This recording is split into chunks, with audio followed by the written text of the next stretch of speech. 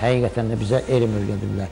Mən heç vaxt təzə çanta aparmamışam məktəbə. Çünki qardaşlarım məndən böyük idi. Mənə verər də köhnə çanta. Mənə köhnəsi düşürdü. Ayaqqabının köhnəsini giyirdim. Nəyə görə ki, uşaq evdə çox idi, kasıb vaxtımız idi. Qoyum onu da deyim də. Ömrümdə mən təzə çanta aparmamışam məktəbə. Həmişə köhnə çanta, amma sevmişəm.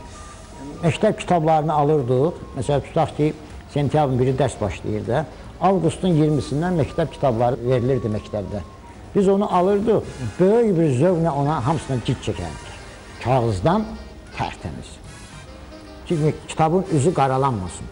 Üstündə yazardı, məsələn, bu Azərbaycan dili, bu ana dili, bu ədəbiyyat. Sonra biz o vaxt məktəbə gedəndə mürəkkəb aparardıq. Onu da ki, 2 nəfər otururduq. Bir gün biri gətirirdi, bir gün biri. Əgər o paltara dağılsaydı, onun ləkəsi getmirdi. Çox biz çətin günlərdə oxumuşuq.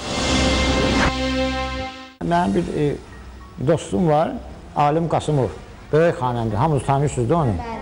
Bir də mənə sual verdi ki, Vamik müəllim, sən həyatda Seyid Şunskinin, Zülfü Adgözəlovu, sonra Xan Şunskinin, Mütəllim-Mütəllimovu görmüsən? Dedim, görmüsən, mən onlara qulaq asmışam.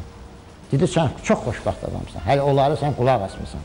Ona görə də həmişə özünüzdə gələcəyinə xatirə kimi saxlayın ki, hamısı sənətkarlarla görüşdük, kimi ilə təmasda olduq, gələcəyinə sizin kimi xatirə kimi qalsın. Vamik müəllim, mənim Alim Qasımovla sizin də şəkillərim var. Alim Qasımovun yanına gedəndə orada dedi ki, bir tar çal baxın, mən də çaldım, xoşuna gəldi.